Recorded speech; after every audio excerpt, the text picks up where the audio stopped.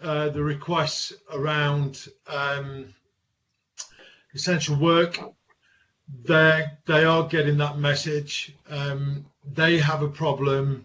Their issue, not ours, is where they have to, their customer is saying it's essential, and SOC are trying to get that verified by them on the track. So that is an ongoing thing. I'm not saying we're going to have 100% case of you guys going out there and actually blowing a shed load of stone instead of being, the job abandoned because the track doesn't need doing. We're not going to get to that point straight away, but because it is a work in progress. But again, we've raised it, other OTMs have raised it, and we will start to get there. Stabling points, again, was raised by other OTMs today. They've got it, they understand it, they're trying to change the plans around. And for example, in Scotland, Stuart, I've just not long come off the phone with Jane up there, and they're working on a further plan for week 1 to make sure that we can get you guys back to the same stabling point. James Judge as well, I've just come off the phone with Tony Withy, and he's going to be calling you on the rules and regs side, the resource issue that we've spoken about last night and today as well. So some good news on those points. On the other side, on the flip side, so you guys obviously raised the issue about sharing vans, etc. So I've appointed Jessica Palmer to lead this for us, and she's kicked this off today really well. So we've contacted Fleet, and we're not the only company looking at doing this. So I just want to make you aware that the other OTMs are looking at doing this as well. But she's kicked this off with Fleet. We've gone to Fleet, and of the list that we sent them to get one sort of long wheelbase van per vehicle, and then I was going to think about using the trainees to be the driver of that vehicle to move you guys around, so that vehicle stays with you basically, or stays with their machine for the shifts. We look at how we do the hotels, etc. That Fleet basically have come back late today and said they can only get us one van from our provider or from our providers. So there is a run on these types of vans at the minute, and I would imagine that we've got that due to I don't know why, but so however, what I've done is I've spoken to James Brotherton in procurement today. So James Brotherton now is trying to look for an external company that they can take onto the book. So he's gone up to the head of the category side to look at bringing a company in that will have long wheelbase vehicles that can be then assigned to a machine and also run you guys around if we can't get the stabling points redone. Now, Network Rail are going to try and work through these stabling points, as we know, but to change the plan overnight is not always going to work first time. Can somebody go on mute, because there's a lot of background noise? Make sure you're on mute, guys.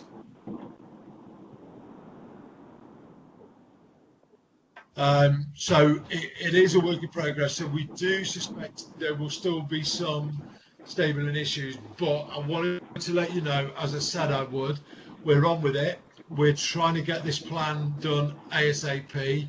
I've spoken to Chloe Tutnott this afternoon, and Chloe has just said, look, do whatever we have to do to reduce that risk. So that's why we're looking now at external outside of our normal providers. And it will take procurement and the category team probably a few days to find somebody and then put them on the books, and we can get everything sorted out as to what we need. But it is ongoing, and it is in hand now.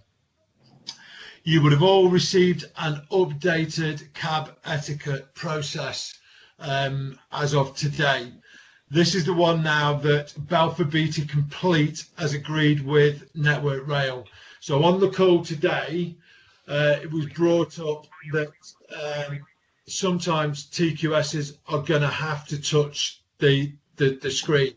So we've had to amend that, and what we've stipulated in there is obviously you guys will come off, the TQS will go on, do whatever he has to do around the screen. However, they are to carry their own wipes, their own hand gels.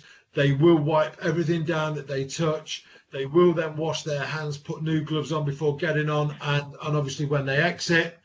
And then you guys will go back on and carry on to work. So that is just the slight amendment around the cab etiquette that we punched out this week for Stoneblower.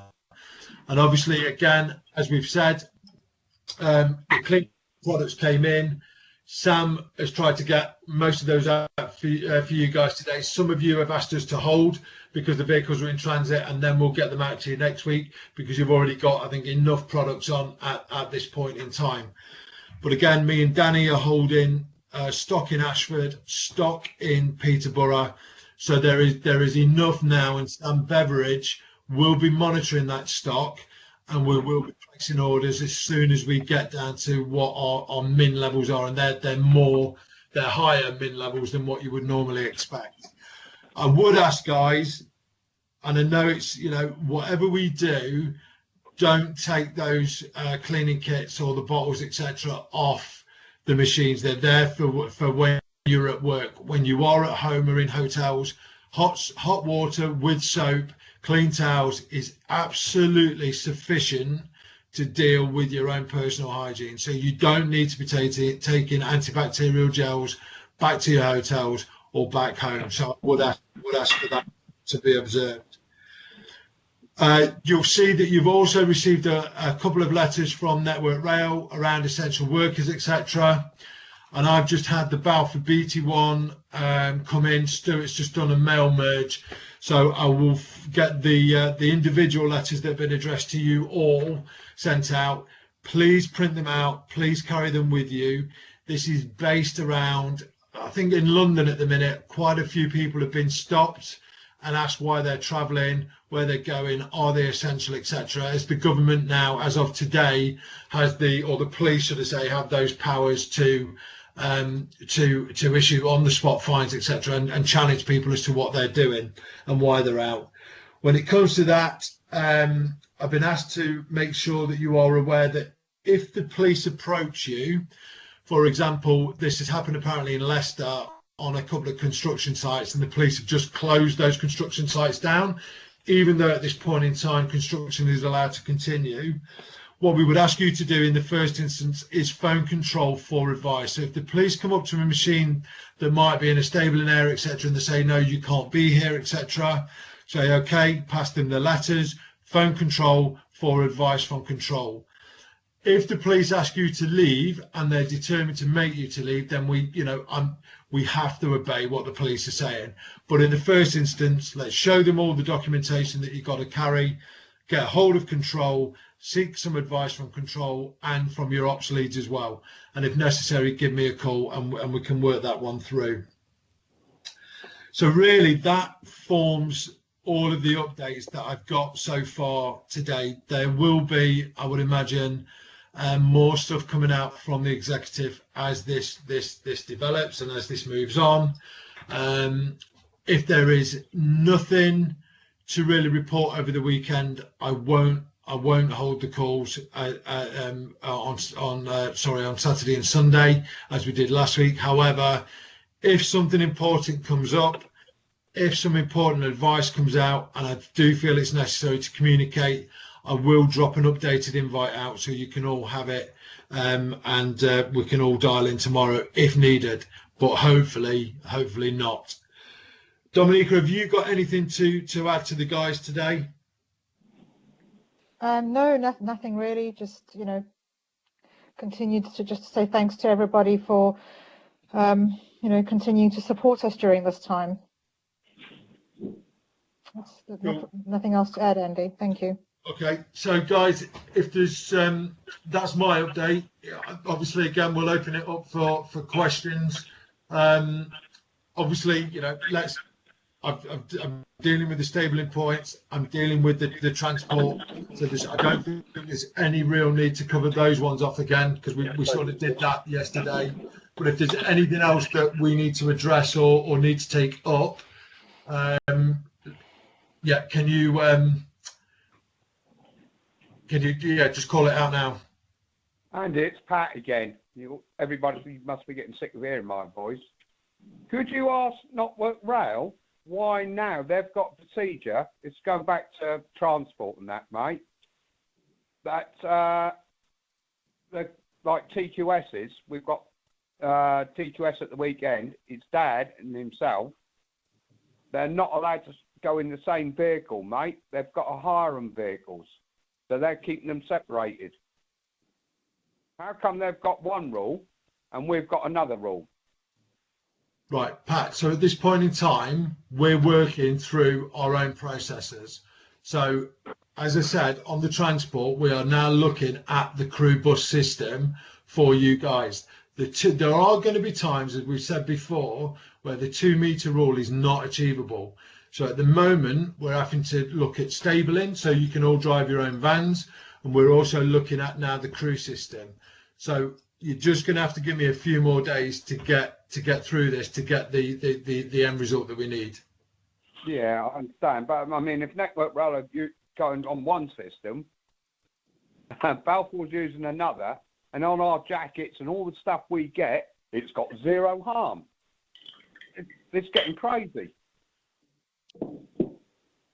So have you got a solution, Pat, that you can throw out to the floor that we haven't thought of? Yeah, we all stay at home. Sodom. That doesn't really work, does it? It's not consistent, is it, across the board over the whole of our industry? Right. It is consistent. All the OTMs, cab etiquette is consistent. What we're doing now around the vehicles is trying to mirror what all the other OTMs are trying to do right now as well. So if you look at it now, Pat, every other OTM is in exactly the same position to try and get their staff to stabling points or different stabling points and reduce the amount of people in a van. Everybody is in the same position. Everybody is operating very similar to everybody else. Now, I could go and get everybody cars, but that's not going to work, because if you're not stable back to the same point, you're in the same point with a van. So we are now trying to look at the crew buses. That is the current situation for all on-track maintenance companies right now. Oh, all right then, Mike. Okay, thank you. Pat, just on that, the TOCs have got the same problem, and ASLEF have agreed with the TOC companies that, again, they are using buses, but they've limited the number of people that they can put into those number of crews they can put into those buses. So depending on the size, depending how many crews they're allowing in there. So yes, you're right. Where possible, we're trying to use individual vehicles, but sometimes that's just logistically does not work. So again, it's just trying to minimize that, again, where possible. I know we could play bingo with that word, where possible now. Yeah, thanks, so Network Rail will face the same challenges, but again, in most cases where it can work, we will do that. Okay, then, love. It's just that I was speaking to one of the TQSs today, and he said, I'm not even allowed to travel with my own dad. We've got to have our own separate vehicles. Do you know what I mean? So I thought I'd ask the question, that was all. No, and that's a fair question to ask, Pat. We are all trying to work our way through this, and all companies are working at different speeds. Network Rail and RMT had the meetings earlier this week. By the time they've got everything sorted, the information feeds back to us 24 hours later. So we will always be at least 24 hours behind them. But like I said, Andy's doing what he can to source vehicles. So, yeah. Okay, thank you very much. Pat, did you get your hand gels? Oh, yes, they woke me up so I could get them. Oh, lovely people. Well, at least you've got them. Can I book a shift for being woken up? No, you can't. Oh, right, okay. All right, guys, is there any other questions? Hi, Dominic, it's Rob Old. All right, I just wonder if the emergency phone situation has been sorted out in control, obviously, after last night's incident. Yeah, I picked up your email. I've emailed control. I'm waiting for a response from them about, so I didn't email control. I emailed Jason and Helen and also informed Chloe of that. So no, I don't have a response to you to your question. Yeah. I think the only other thing that Andy, I don't know how it works. Sorry, sorry, Rob. I'm just going to ask Andy a question directly. How it works is on call, because where the guys do have an emergency like that, I do feel we need to have some sort of contingency plan, and I don't know what that is at the moment. But I absolutely agree with you that is unacceptable with what happened. Yeah, I mean, I that's not. just want to make sure he was on top of it, that's all. Rob, I'm not on top of it. I'm aware of the situation. Okay. I'm trying to get on top of it. No problem. But I don't Dominique, have an answer for you. Steve, I wasn't aware of what happened last night. I had a few calls from control during the night, but my phone's on all the time, so they're always welcome to ring me if they have any problems. The email was sent to Andy Davis, I think.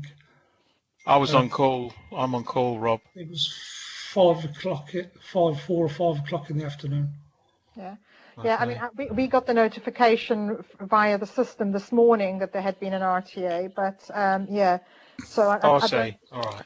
Yeah, the email, Rob, was sent to me this afternoon. The incident happened yesterday afternoon. Okay, all right. So as an HSES team, we found out about it earlier today. I don't know exactly what time the email came through, bearing in mind that we're not all directly checking our emails all the time. But so I only saw it. Well, actually, I only picked it up when I saw Rob, I think your email, and then I followed the chain through. So unfortunately, we're all reacting to it quite late as well. But if control knew about this, it shouldn't have been waiting 24. No, I completely agree. I cannot defend that situation.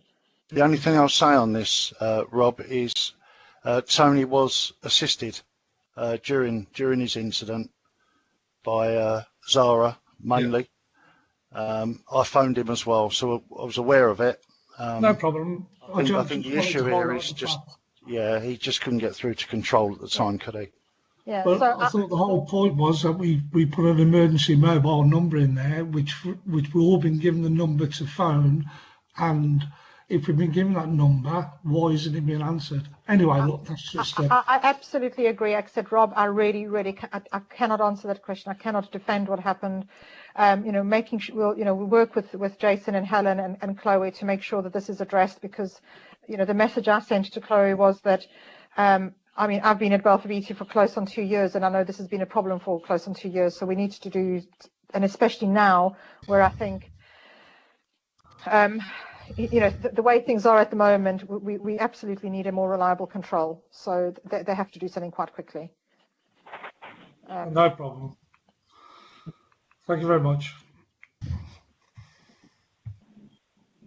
Right, are there any other questions, guys? Just one more, Andy. You're saying about the ROMs who are on call. Is it possible to have a list sent out each week who is actually on call? Yeah, I can send you the on-call list for 1 second, mate. So I'll get that. We sent out to all the blokes. So, like with that, I don't know what happened yesterday, but like if you get that problem, you know who to ring directly. Sod control, because they are buggers. You can ring the only thing is logged through control. Obviously, if you can't get hold of control. That, Steve, but if something happens, I don't know what happened, but if something happens, at least you've got a point of contact. You think, right, I can ring that gentleman up. He's on call on our side. You ring me up all the time. You're always in contact with me. No, I ain't. You send out bloody emails at bloody 3 o'clock in the morning. I don't ring you up. Yeah.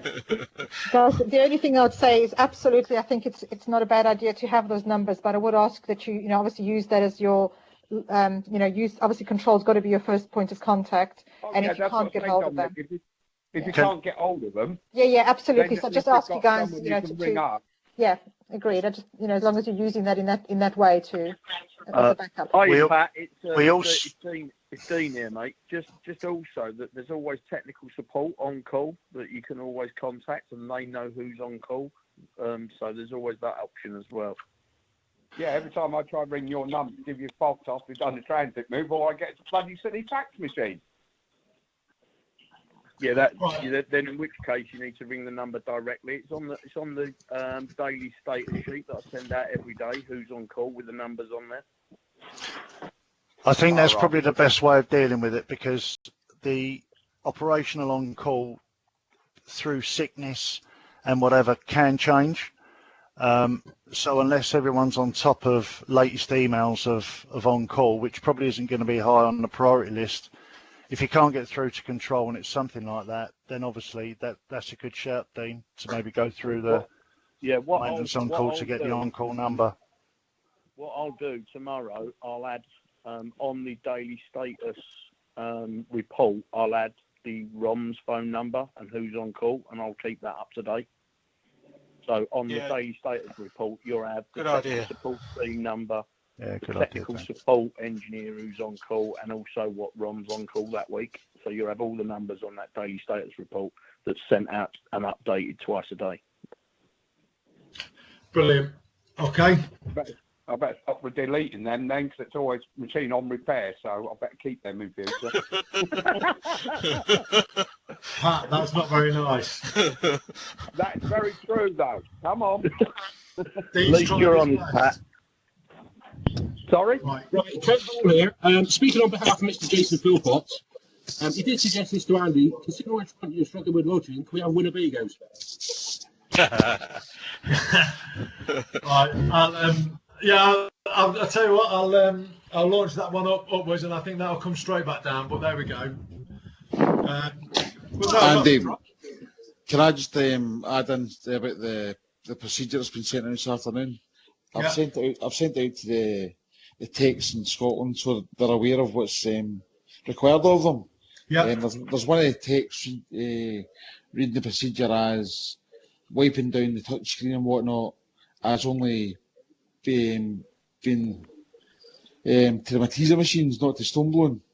So I've not had a chance to read that again. He's texted me as I'm on this call, but he's reading the text as only on Matiza machines the tech wipes down the screen and not on Stoneblower. If you read the very top of it, it covers the whole of on-track maintenance and on-track plan. Yeah, but he's reading that wrongly. That's fine. I can just so I can tell me shut up, you know. Guys, with that procedure, all of this is being put down quite quickly, and we're trying to react as quickly as possible. So we really are asking for some common sense. This does apply to all of OTP, all OTP and OTMs within rail plants. I know in one of them it says in brackets that it doesn't apply to, or it only applies to one of the Matiza. I think it was B66, whatever it was. But right. If there is any wording. We do ask that you just apply some common sense. It's all the machines that need to be cleaned out. We put at the bottom there that if something's not working, if there's a conflict between the Balfour Beatty procedure and a Network Rail one, you've got to apply those 4 golden rules. Stop, try to work it out on site. If you can't, escalate. But we're all trying our best to control the situation. With questions like that. It's the same rules that should apply, but sometimes there will be little subtle differences in how the TQS or TGS interacts with our fleet. So we just need to keep that in mind, that we may have made some mistakes. So just please bear with us. Feed that back to us. We'll correct that document, but do bear with us. Yeah, no bother, Dominique. It's just the one guy. He's been a bit awkward. I think that's all. Yeah. No, I appreciate the support. Thank you. So just on that, guys, Adam Southern is aware that all of his own TQSs need all of their own stuff, that what they need to be doing on board. So again, as Dominique has said, if a guy forgets his hand gel, a TQS forgets his hand gel, or he's got his hand gel but forgot his wipes, and we've got wipes, look, just give him, let him have a couple of wipes. It can't become a regular thing because they are, they're hard to come by at this point in time. But if it's a one-off, then we have to use our common sense. We can't sit and say, well, you haven't got wipes, so you can't do it. We've all got to try to work together to get this done. So that's, again, it's all that common sense. It's managing safety personally and working through it. All right? Anything else? Because it is Friday night. Yeah. Well, just a quick one. We're going on about this Ken Hall again. We're on about essential work, right? Now, I'm not being funny. The planners, the guys who do the rosters, the Enroll. Now, work is planned on Enroll, planned out 20 weeks in advance. Now, how can we call that essential work? Right. When you go on Enroll, you actually get planned mileages per machine per shift. So as we work through this, they are now looking at what is essential. So Adam and the team are going back to their customers and asking them to tell us what is essential and what is not. And as the fleets become smaller and smaller, as COVID-19 probably takes more hold, then simply that will then be Adam going, well, this is all that we've got. This is what we can do. So what's in Enroll now could change, and I think the team that are on that call see it changes on a daily basis because things are being cancelled, stuff is being replanned. So what might be there for week 3 and 4 might not actually right now be even what we do. So because everything is changing, but they are speaking to their customers. It's not an easy thing to sort for them. They're a big organisation with a lot of work already planned in, way ahead, and they are trying to change it all now, but with a reduced workforce. So they've got their issues with COVID-19 as well. So they've got planners off, they've got management teams off, they're all working remotely from home. A lot of them aren't in the office, etc. So it is a big logistical piece to do, and they are on with it. And I know they're on with it because I speak to them every day. It's just people just need to understand, what's going on in the background, and like I said, the planners must just see what's going on, what is planned. They understand it because every OTM leads, everybody is saying exactly the same. They understand the goodwill of you guys going out, and they understand, as Adam said, the fact that 12% of the shifts are misplanned every year, and as he said, that is not acceptable in itself. Now we've got the COVID-19 situation on the top of it, and they are, in my opinion, and Steve and Andy and Howard might have a different opinion, but in my opinion, I think they are trying to get on top of it as fast as humanly possible for us, so we don't have any issues. Right at the start, it's not going to be a 100% pretty picture straight away. It's a work in progress. Yeah, well, I said, me personally, and I think a few others out there have obviously got their own personal stuff going on. I think, morally and duty of care that this thing's need to be looked at. Yeah, we'll work through it, Keith, on a daily basis. All right, bud? Yeah, that's fine. I'm not the only one who's probably thinking the same. I'm just no. What I'm saying. I just think out front. That's all. I get it, but like I said at the start of the call, we take it to them on a daily basis. We understand the concerns, and we are feeding it in. And I think it's coming to a time now where Adam will just be telling his customers what we are going to be doing. Yeah. Right. Anything else, guys? Hi, Andy. Can you hear me? No, somebody's on the phone and the computer because it's echoing. Hi, Andy. It's David over here, 215. Can you hear me? Yeah, I can hear you now, David. It's just about the roster, and you're on about the 6 foot distance. Sometimes there's 3 operators rostered on the machine. Would it be possible just to roster 2 people on to cut this down a bit? Especially playing limestone blowers. I'll take advice on. I'll take that off from this, and I'll speak to Tony with the compliance and all the rest of it, because there might be something. We'll have a look at it. That's what I'll say. Yeah, no problem. It's just I thought, if there's 3 in the van instead of 2, is less congestion, Yeah, let me take it offline and I'll come back to you, David. All right. No problem. Thanks. Any more? Yeah, what happens if we lose a loved one? Given the current situation, if a loved one was to pass away or something like that, what's it called? I can't get my words out. Death in service, Jamie. Not the death in service. No, it's just if you lose a loved one at the minute, obviously you're going to want to have time to grieve and stuff like that. But right, who am I speaking to? It's Jamie. Jamie, right. Really simple. If anybody loses a loved one, we're not going to be expecting it to turn up. Somebody's on phone and computer because it's echoing.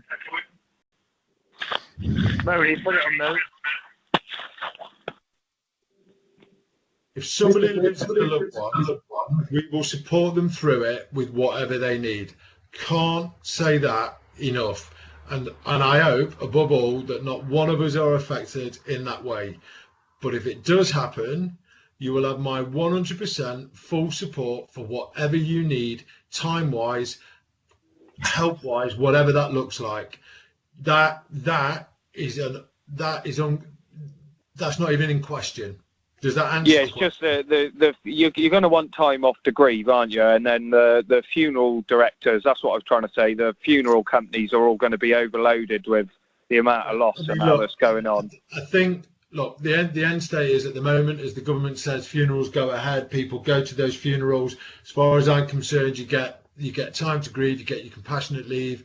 I will support you. So will your ops guys and everything else. Where do we stand with pay and all of that? Is that something that the company would give you full pay for, or whatever the company policy is on that, we will follow that to make sure you get what you are due. That's it. So whatever time the company says you can have within your contract, within the policy, no issues with that at all. And look, I'm human just like everybody else, so we deal with it on a case by case basis. Okay, but there is, hopefully we shouldn't even ever be having this conversation, because hopefully nobody should actually suffer a loss. Hopefully. Yeah. What about the death in service as well? Morris mentioned it the other day, and we haven't heard anything else. Morris has sent the official email over. He's had a response from Agent Hancock today, and Balfour Beatty will be doing their official response back to Morris, I think, by early next week. Because obviously that's in like with you mentioning what's on the like it's in our contracts to have compassionate leave for loved ones and all that sort of stuff. It's also in our contracts to have death in service. So if it's in your contract, there's no issues. What I don't really want to do, without bearing in mind we've spoken about mental health during this period and people's stress periods, I think if we have questions of this nature, they need to be one-on-one with me. Pick up the phone, send an email, and we'll work through anybody's questions around that. What I don't want to do is raise anybody's anxiety levels or anything else talking about this in an open forum. There is nothing underhand in that. There is nothing confusing in that. What I'm saying is quite clear, and it's unequivocal right now. If somebody sadly loses a loved one, I will support them 100% through that with whatever I can do to make sure that they are well catered for, well looked after, and they get the time and the pay required. That's what I will do around that. Around Morris's question, whatever is in the contracts, whatever you guys have... Morris has posed the question, Adrian has gone to get the full details per individual, and we will feed that back so we give the right information. However, you guys, this is my understanding of Balfour Beatty right now from the minimum time I've been here. I think you've got a company that actually does go over and above for their employees. Okay, that much I get the feeling of, and me as a person, and Howard as a person, and your management team will support you all the way through it. I hope it doesn't happen, but if it does, you've probably got the best management team to support you through it. That much I can tell you. Okay. Morris here.